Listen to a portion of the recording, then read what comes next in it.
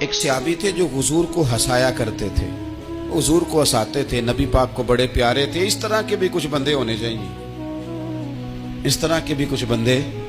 صحابہ کرام علیہم رضوان فرماتے ہیں جب حضور غم امت میں پریشان ہوتے تھے تو ہم منتظر ہوتے تھے کہ کبھی وہ ہنسانے والا آج آ جائے نا، دو چار باتیں ایسی کر جائے نا ہنسانے والی تو معاملہ ٹھیک ہو جائے۔ کچھ لوگ ایسے ہوتے ہیں جن کو دیکھ کے ہی چہرے پر تازگی آ جاتی، مثل تعویذ ہوتے ہیں نا کچھ لوگ، وہ جب بھی ملتے ہیں شفا ہوتی ہے۔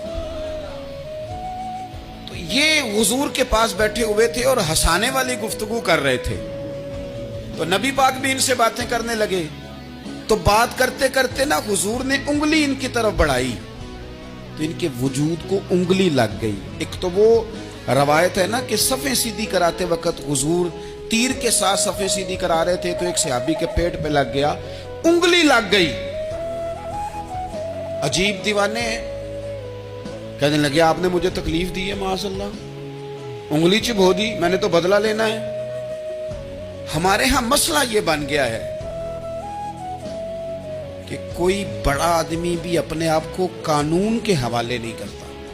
ملک سے لے کر امت مسلمہ کے کل مسائل تک ہمارے ملک کے اندر ہر بندہ اس کا مزاج ہوتا ہے کہ وہ اپنے آپ کو قانون سے بالا تر سمجھتا ہے۔ لائن میں لگنا لوگ پسند نہیں کرتے۔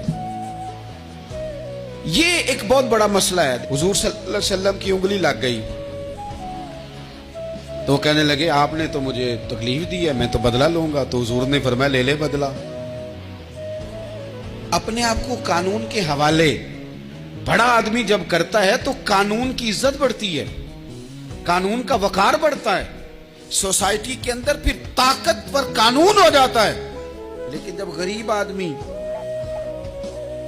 آدمی کے لیے قانون اور ہو اور امیر کے لیے قانون اور ہو تو اصل معاملہ تو قانون کی بالادستی کا ہے، آئین کی پاسداری کا ہے، اصولوں پہ کھڑے ہونے کا ہے۔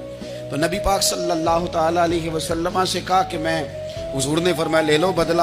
یہ حقوق العباد کی نزاکت عرض کر رہا ہوں، لے لو بدلہ۔ انہوں نے کہا جی پیٹ سے کپڑا ہٹائیے، تو حضور نے پیٹ سے کپڑا ہٹا دیا۔ تو بڑے دیوانے آدمی تھے، انہوں نے امت کو بتانا تھا کہ کچھ اس طرح کے رنگ بھی ہوتے ہیں محبت کرنے کے لیے، الٹی ہی چال چلتے ہیں دیوان گانے عشق، آنکھوں کو بند کرتے ہیں دیدار کے لیے۔ اس طرح بھی کبھی کبھی ہوتا ہے۔